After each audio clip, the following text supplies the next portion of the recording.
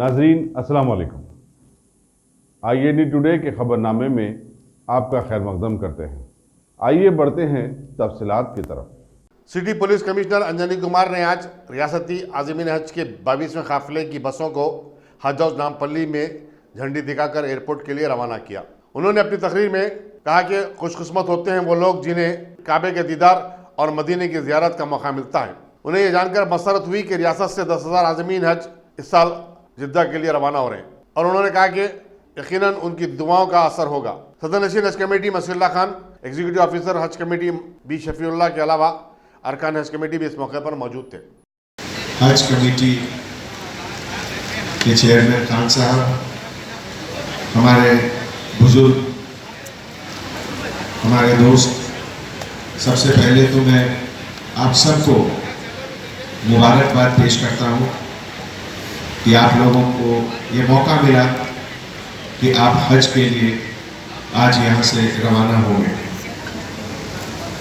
ये अल्लाह सुब्हानहू व तआला की रहम नहीं तो और क्या है कि आज मुझे ये मौका मिला दूसरी बार कि आपके सामने आकर आपको हज के लिए जाने के पहले आपको देख सकूं, आपसे मिल सकूं। जैसा आप जानते हैं, तेलंगाना स्टेट बनने के बाद हमारे चीफ मिनिस्टर जनाब KCR साहब हर कम्युनिटी, हर मजहब, खास करके माइनॉरिटी के लिए अपने देश में जो सबसे बेहतर से बेहतर इंतजाम हो सकते हैं, अपने देश में जो सबसे बेहतर वेलफेयर मेजर्स हो सकते हैं, वो सब कुछ पिछले 5 सालों से कर रहे हैं। और अभी शफीउल्लाह साहब ने मुझे बताया कि इस बार लगभग 10,000 लोग हैदराबाद से हज के लिए जा रहे हैं। मैं सोच रहा था कि एक इंसान की दुआ में कितनी ताकत होती है, और जब 10,000 लोग दुआ करेंगे तो उनकी ताकत का अंदाजा शायद कोई इंसान के समझ के बाहर की चीज़ है। कितना तक ताकत होगा उसमें। आप सबसे मैं गुजारिश करता हूँ, यहाँ से हज के लिए जाने के वक्त जो हर कदम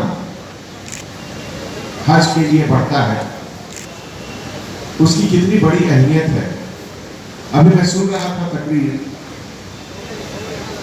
कि जो जिसे कहते हैं माइंड, बॉडी, सोल सब मिलाकर और एक अल्लाह सुब्हानहू तआला की तरफ अपने आप को आगे बढ़ाना, ये एक अपने में कितना बड़ा प्यूरिफिकेशन प्रोसेस है। जो भी इंसान से गलतियां होती हैं, चाहे वो काम करने की गलतियां हो या सोच की गलतियां हो, ये सब को बिल्कुल प्योरीफाई करने का कितना अच्छा मौका रहता है। आज जब हमारे देश में और खास करके हैदराबाद शहर में इकोनॉमिक डेवलपमेंट बहुत अच्छी तरीके से ऊपर जा रही है, आज जब दुनिया की बड़ी बड़ी कंपनियां हैदराबाद में आकर अपनी फैक्ट्री, अपनी ऑफिसेस, अपने रिसर्च सेंटर, अपने डेवलपमेंट सेंटर बना रहे हैं, तो इसके पीछे सबसे बड़ा वजह है कि आपकी दुआओं की वजह से, आपकी समझ की वजह से हमारे यहाँ अमन और चैन है। और इस अमन चैन के कारण ही बाहर की हर बड़ी बड़ी कंपनियां, उनको इस बात का एहसास है कि हैदराबाद में जो भी इन्वेस्टमेंट वो लोग करेंगे वो बिल्कुल सेफ हैंड में रहेगा। हर एक कंपनी की तरफ से जो हजारों डॉलर यहाँ लग रहे हैं, उससे नई रोजगार निकल रही है। नई रोजगार निकलने से लोगों के तनख्वाह बढ़ रहे हैं, तनख्वाह बढ़ने से उनकी सेविंग बढ़ रही है, सेविंग बढ़ने से गवर्नमेंट की रेवेन्यू भी बढ़ती है टैक्स की तरफ से, और ये सब का फिर रोटेशन होता है रोड डेवलपमेंट में। बड़े बड़े स्कीम्स जैसे mission Kakatiya, mission Bhagiratha, hospital बनाना, बच्चों के लिए स्कूल बनाना, और सबसे बड़ी चीज़ है कि एक माहौल जिसमें हर एक इंसान को अपने आप को बेहतर से बेहतर बनाने का मौका मिले। हमारे दोस्तों, आप लोग जब वहाँ हज करेंगे, आप वहाँ जब दुआ करेंगे, प्रेयर करेंगे, तो अपने बच्चों, अपने परिवार के साथ साथ हैदराबाद में उन तमाम लोगों के लिए खासकर ज़रूर कीजिए जो किसी कारणवश गरीब हैं, जो किसी कारणवश उनको हर चीज़ की सुविधा नहीं है। उनके लिए ज़रूर दुआ कीजिए कि अल्लाह सुब्हानहू व तआला उनको जल्दी से जल्दी उनके कंडीशन को, उनके इकोनॉमिक सिचुएशन को बेहतर बनाए। आज आपकी दुआ से अगर हैदराबाद में हम लोग मेहनत करके हैदराबाद को एक पीसफुल शहर रखते हैं, इसको और बेहतर कैसे बनाएं, क्राइम को और नीचे कैसे करें, यह एक कंटिन्यूअस प्रोसेस है। ये अपने में ये भी एक प्यूरिफिकेशन प्रोसेस है कि अब जो भी लोग क्राइम करते हैं उनके सोच को कैसे बदला जाए।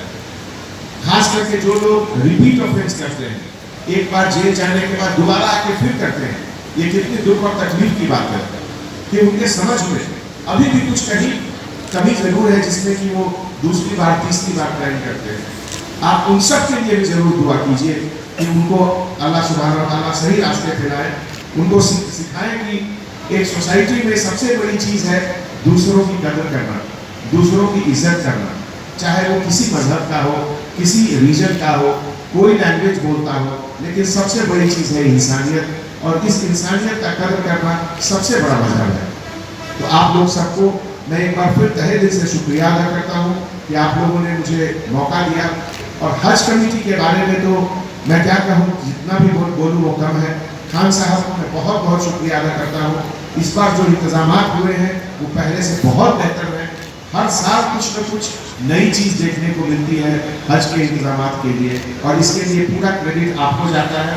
और आपके मार्फत से अल्लाह सुब्हानहू व तआला ये जो नेक काम करवाए हैं, इसके लिए मैं दुआ करता हूँ कि और भी बेहतर से बेहतर आने वाले समय में ज़्यादा से ज़्यादा लोग जाएं, और ज़्यादा इसका सबसे बड़ा असर है कि अपना सही रास्ते पे कभी कभी होता है लोग की मशरूफियत के कारण इधर उधर थोड़ा भटक जाते हैं। तो इस तरह का जो चीज़ होता है उसमें जाकर सही रास्ते पे लाएं, दूसरों को सही रास्ते पे लाएं, और अपने देश, अपने स्टेट और अपने शहर को और बेहतर से बेहतर जिसका नाम हो, इसके लिए मेहनत करें। यहाँ पर एक बार फिर आने के लिए मैं सबको बहुत बहुत शुक्रिया अदा करता हूँ, और मैं अपने आप को बहुत खुशनसीब मानता हूँ कि मुझे ये मौका मिला कि आज आप लोग को जाने के पहले आपके सामने मैं हाजिर हुआ हूँ। शुक्रिया। जनाब इंजीनियर कुमार साहब, अरकान हज कमेटी, इमाम साहब मस्जिद हज कमेटी और दिगर मेरे सामने बैठे हज को रवाना होने वाले बुज़ुर्गों, मेरे माँ बहनों, अस्सलाम वालेकुम रहमतुल्लाहि व बरकातहू। अल्हम्दुलिल्लाह, अल्लाह का बड़ा फजल व करम है, आप लोग आज हज के लिए रवाना हो रहे हैं। और इस मुक़द्दस मुकाम पर जाने के लिए इंसान अपनी ज़िंदगी का एक ख्वाहिश तो बराबर पूरी करना चाहता है, और उसमें से खुश नसीब लोग आप हैं। अल्हम्दुलिल्लाह, अल्लाह ताला ने जो इस मौका आपको दिया है। बस इतना ही कहूँगा, आप जिस मुक़द्दस मुकाम पे जा रहे हैं वहाँ पर आपको अल्लाह ताला आपके तमाम अरकान अदा करने की तौफ़ीक़ अता फ़रमाए, आपको सेहत से सलामती के साथ वहाँ पहुँचाए और सेहत और सलामती के साथ वापस ले आए। आप तमाम लोगों से मैं एक ही बात की अपील करना चाहता हूँ। रियासत तेलंगाना के चीफ मिनिस्टर जनाब के चंद्रशेखर राव साहब ने एक गंगा जमुना तहजीब का मुजाहरा करते हुए हमेशा रियासत के भला और फलाह बहबूद के लिए काम किया है। आज हाजियों के लिए भी अच्छे से अच्छा इंतज़ाम हमारे हज कमेटी के चेयरमैन जनाब मसीहुल्लाह खान साहब की सदारत में KCR साहब की हिदायत पे हो रहे हैं।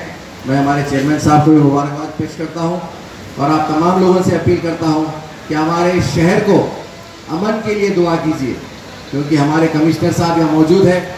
अल्हम्दुलिल्लाह, आपके इस ओहदे पर आने के बाद तेलंगाना रियासत अमन और सुकून में है, और इसका बेड़ा पूरा हमारे CM साहब को जाता है। जब आप इस मुक़द्दस मुकाम पर होंगे तो आप अल्लाह ताला से इस शहर के लिए, इस रियासत के लिए, हिंदुस्तान के तमाम शहरियों के अमन के लिए दुआ कीजिए, और साथ ही साथ हम सब के लिए दुआ कीजिए ताकि अल्लाह ताला आइंदा साल हमको भी इस मुक़द्दस मुकाम पर ले जाए। शुक्रिया।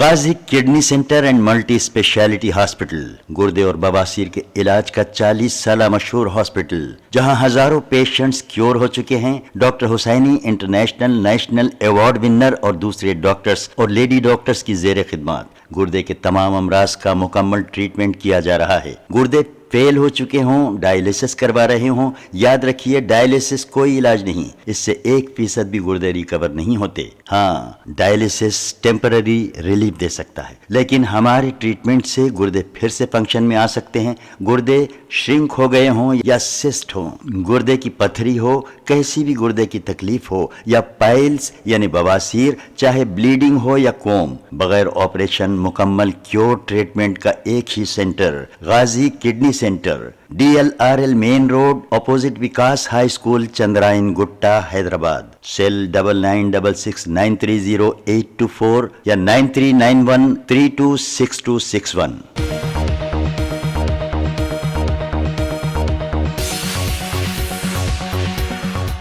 रियासती असेंबली में कांग्रेस के फ्लोर लीडर मल्लू भट्टी विक्रमाका ने रियासत के सरकारी दवाखानों की हालत नज़ार पर अफसोस का इजहार करते हुए रियासती हुकूमत से मुतालबा किया कि वो शोबे पर फौरी तवज्जो दे।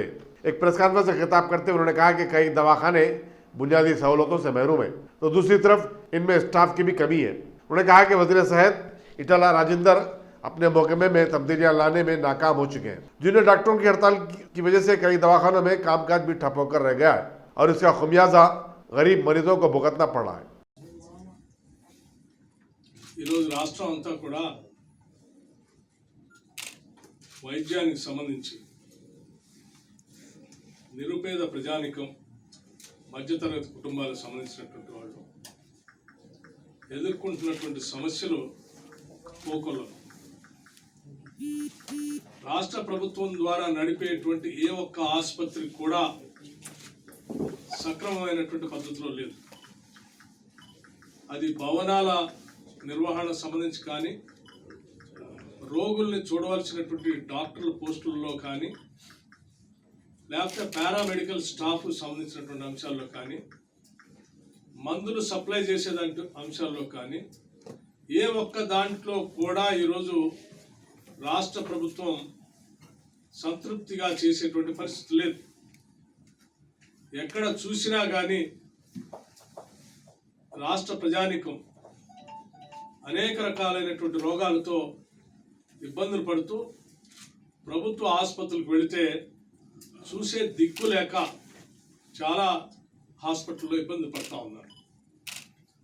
చాలా ఆసుపత్రుల్లో మహిళలకు సంబంధించినటువంటి స్పెషలిస్టులు లేకపోవటం వలన, గైనకాలజీకి సంబంధించినటువంటి డాక్టర్లు లేకపోతే ప్రైవేట్ హాస్పిటల్లే దిక్కుగా భావిస్తూ తప్పనిసరి పరిస్థితుల్లో ప్రైవేట్ ఆసుపత్రులకి మహిళలు ప్రసూతి కోసం వెళ్లాల్సినటువంటి దౌర్భాగ్యకరమైన పరిస్థితులు ఈరోజు రాష్ట్రంలో ఉన్నాయి. గతంలో కాంగ్రెస్ ప్రభుత్వ హయాంలో పేదవాళ్ళు కానీ, మధ్యతరగతి కుటుంబాలకు సంబంధించినటువంటి వాళ్ళు కానీ ఈ రాష్ట్రంలో ఎవ్వరు కూడా వైద్యపరంగా ఇబ్బంది పడకూడదనేటువంటి ఆలోచనతో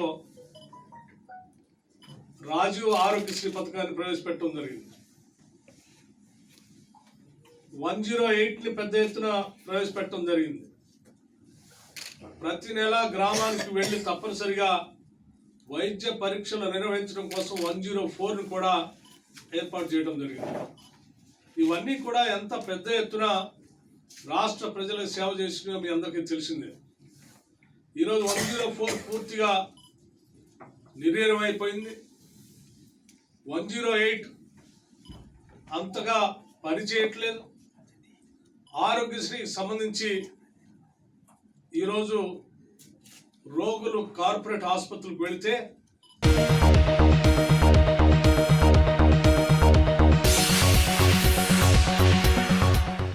अब A1 टाउनशिप चिविला और मोइनाबाद के दरमियान मेन रोड से 1.3 किलोमीटर आबादी से लगा हुआ तमाम डेवलपमेंट के साथ जहां आप अपना घर बना के रह सकते हैं, जो है बिल्कुल बिल्कुल बिल्कुल आबादी से लगा हुआ। 4 लाख में 100 गज का plot, drainage, electricity, footpath, BT road, college, bus stop जैसी तमाम सहूलियतें दस्तयाब हैं। आपका ये छोटा सा इन्वेस्टमेंट आपका और आपके बच्चों का मुस्तकबिल बदल सकता है। मजीद मालूमात के लिए हमें कॉल करें। Address pillar number 235 opposite fishers department, Rajendra Nagar, Hyderabad. Contact 7799603838।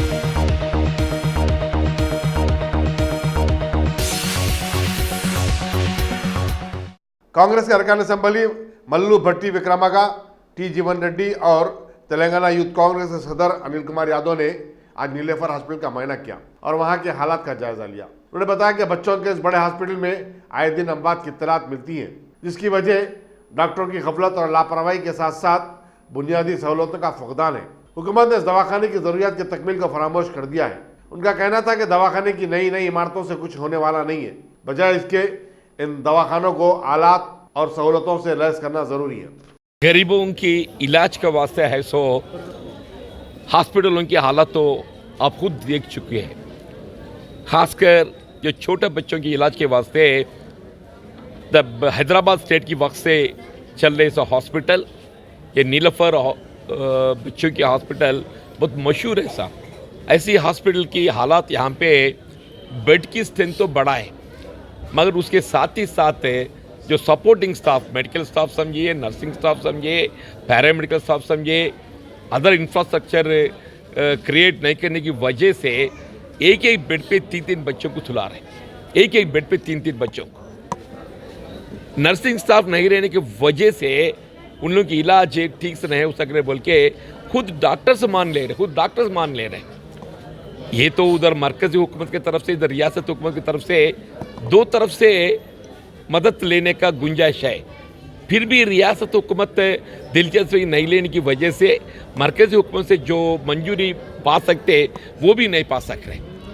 ये तो हुकूमत की जिम्मेदारी, इधर नीलफर हॉस्पिटल समझिए, यमनजी हॉस्पिटल समझिए, उस्मान हॉस्पिटल समझिए, गांधी हॉस्पिटल समझिए, जीजी खाना समझिए, ये सब जो है रियासत हुकूमत दिलचस्पी लेकर यहाँ इसको सुधारने की कोशिश करे। खासकर जो नर्सिंग स्टाफ है, कम से कम 300 नर्सिंग स्टाफ कम पड़े हुए हैं, 50 डॉक्टर्स कम पड़े हुए हैं। यहाँ की हॉस्पिटल की हालत देखे तो पुलिस की बंदोबस्त में हॉस्पिटल चला रहे बोले तो यहाँ की हालत क्या है आप समझ सकते। पुलिस जो है लॉ एंड ऑर्डर देखने के वास्ते रहते, मतलब यहाँ पे हॉस्पिटल चलाने में उन लोग लॉ एंड ऑर्डर की दिक्कत पा रहे। मतलब क्या बोले तो पेशेंट के अटेंडेंट के ऊपर दबाव लाकर अगर उन लोगों को कुछ नाइंसाफ हो रहे बोल के समझे तो भी उन लोग आवाज़ नहीं उठाना बोल के पुलिस को रखे हॉस्पिटल चला रहे बोले तो आप हालत खुद समझ सकते। मैं हुकूमत से दरख्वास्त करता हूँ इसको सुधारने की कोशिश करें।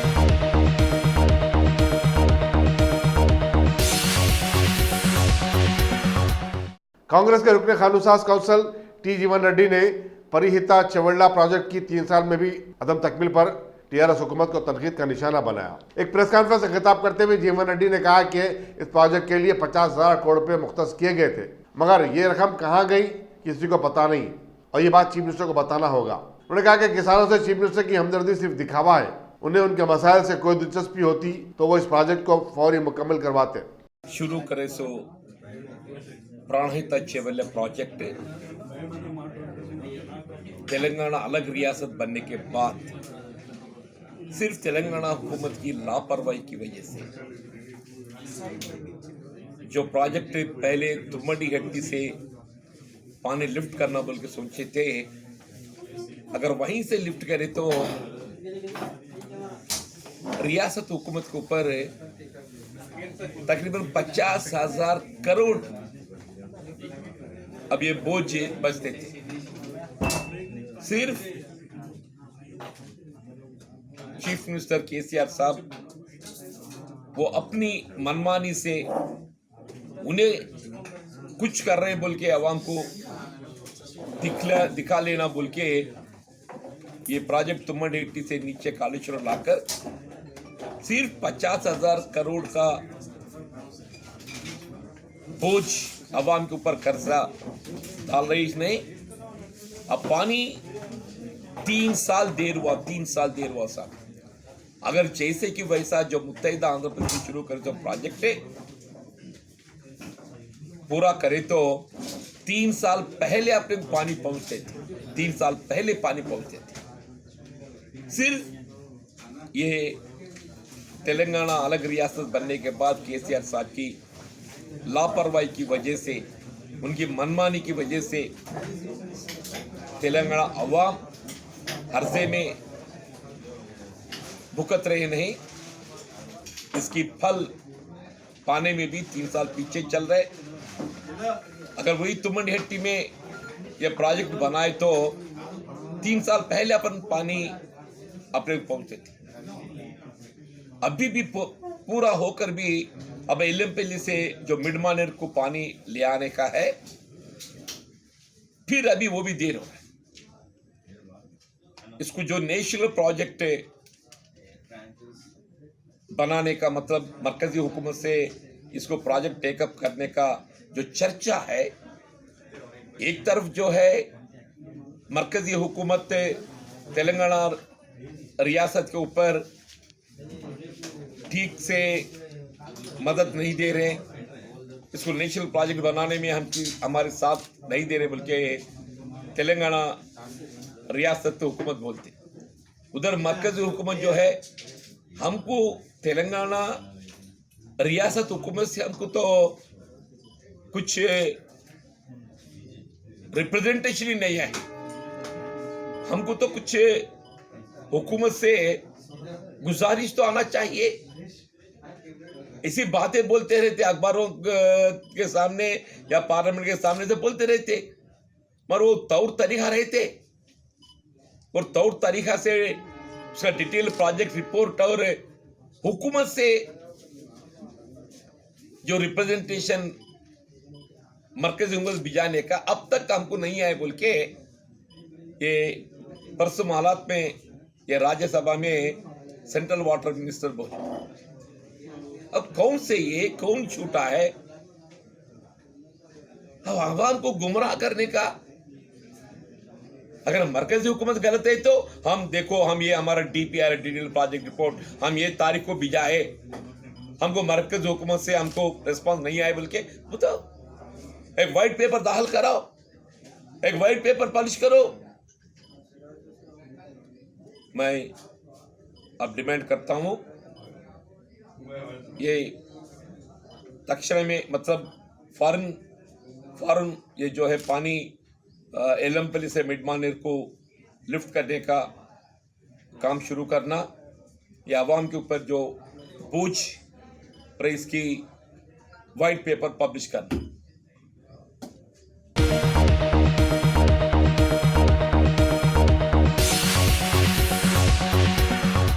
भगवान देवी hospital, doctor Om Prakash Agarwal presents जूही क्लिनिक्स एट शेखपेट। 25 सालों से ऑर्थोपेडिक्स सर्विसेज खिदमत अंजाम देते आ रहे हैं। भगवान देवी हॉस्पिटल है हमेशा आपके साथ। Doctor Om Prakash Agrawal, MS ortho senior orthopaedic surgeon, doctor Arvind Kumar, MS ortho senior orthopaedic surgeon. Treatment for difficult fractures, joint replacement, arthroscopy surgery, spine surgery, all under one roof. हजारों मरीजों का कामयाब इलाज जदीद टेक्नोलॉजी के जरिए। तमाम ऑर्थोपेडिक सर्विसेज एक ही छत के नीचे। Modern operation theatre, 24 hours digital X-ray, ultrasound, diagnostics, operations facility and pharmacy. Juhi Clinic, 3rd floor, above Reliance Trends, beside D-Mart, Toli Chowki, Shekhpet, Hyderabad.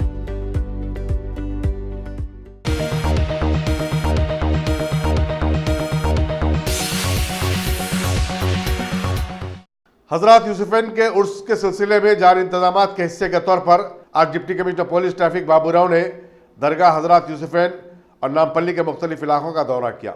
उन्होंने उसके दौरान ट्रैफिक के बहाव में आसानी पैदा करने और पार्किंग के माकूल इंतजाम की हिदायत दी। उनके हमरा ट्रैफिक पुलिस के अलावा हबीबनगर पुलिस स्टेशन के अहदेदार भी थे।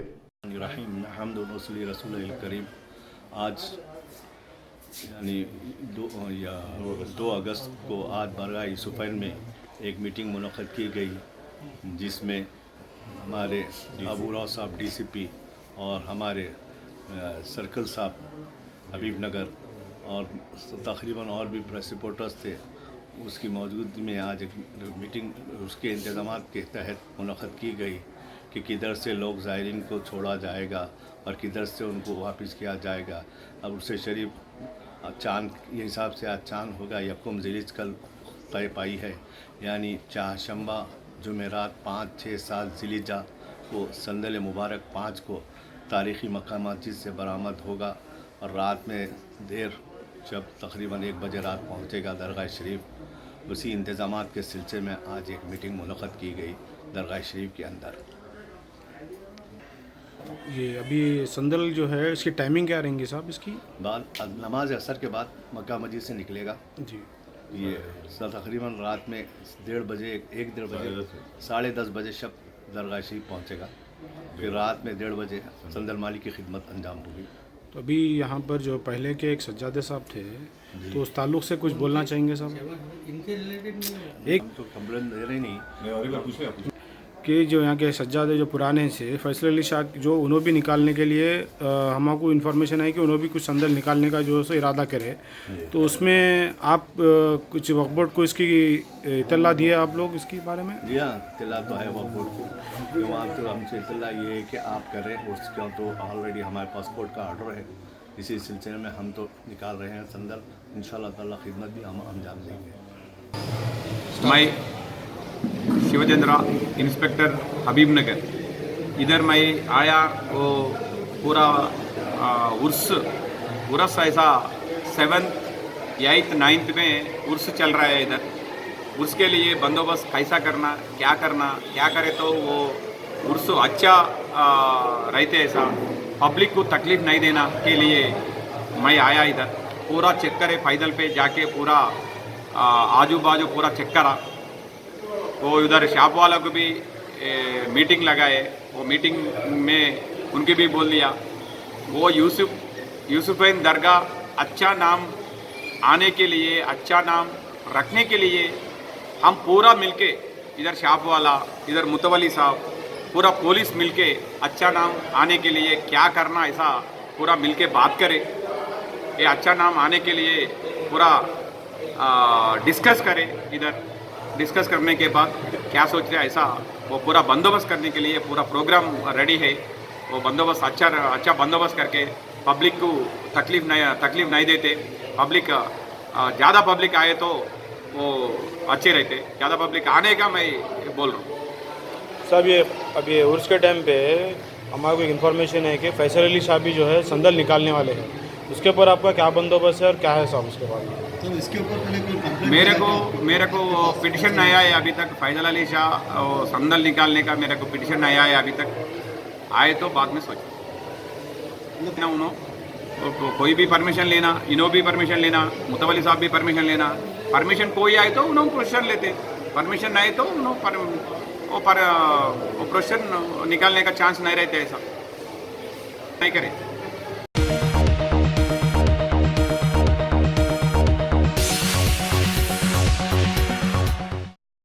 Top selection computers. अगर आप टेक्नोलॉजी के दौर में रहते हुए टेक्नोलॉजी से दूर हैं तो सोचिए मत, आइए एक बार खिदमत का मौका दीजिए। हमारे यहाँ branded computers Dell, HP, Lenovo, laptop accessories उम्दा क्वालिटी निहायत ही वाजबी दाम पर दस्तयाब है। स्कूल, कॉलेज, कॉर्पोरेट, ऑफिस वगैरह में बल्क क्वांटिटी में सप्लाई की जाती है। इसके साथ साथ हमारे यहाँ माहिर टेक्नीशियंस की निगरानी में रिपेयर की सहूलत भी मौजूद है। अगर आप अपने घर, दुकान, सोसाइटी, स्कूल वगैरह को सेफ और क्राइम फ्री बनाना चाहते हो तो इंस्टॉल कीजिए CCTV कैमरा जो HD क्लियरिटी के साथ दस्तयाब है।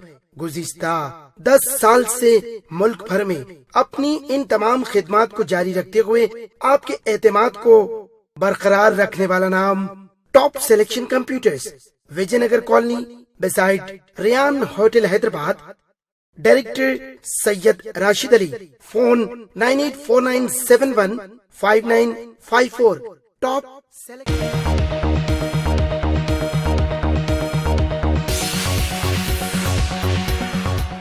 सड़क की तोसी के लिए पुराना पुल के पास दरगाह हजरत मियाँ पाशा रहमतुल्लाह अलैह की दीवार बल्दिया की जानिब से तोड़ दिए जाने के बाद इलाके में हालात कशीदा हो गए, लेकिन पुलिस और मजलिस रुकन असम्बली अहमद पाशा कादरी ने बर वक्त वहां पहुंचकर मामले को रफा दफा कर दिया। बल्दिया के अहदेदार ने बताया कि दरगाह की दीवार उसका निशाना नहीं थी। बाजू की दीवार मुनज़्ज़म करने के दौरान इस दीवार को मामूली नुकसान पहुंचा। इत्तलाम होते ही मकामी मुसलमानों की बड़ी तादाद वहां जमा हो गई थी और बल्दिया की कार्रवाई के खिलाफ पुरजोर एहतजाज करने लगे, लेकिन गलतफहमी के इजाले के बाद लोग मुंतशिर हो गए।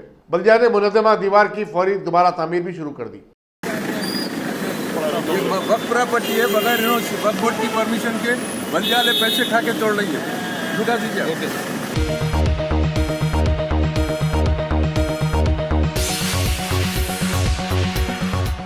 अगर आपने हमारे चैनल को सब्सक्राइब नहीं किया है तो आपको यहाँ सब्सक्राइब बटन दिख रहा है, उसे क्लिक करिए और सब्सक्राइब कीजिए और साथ ही साथ बेल आइकॉन को भी क्लिक करिएगा जिससे कि आपको ताज़ा अपडेट मिलते रहें।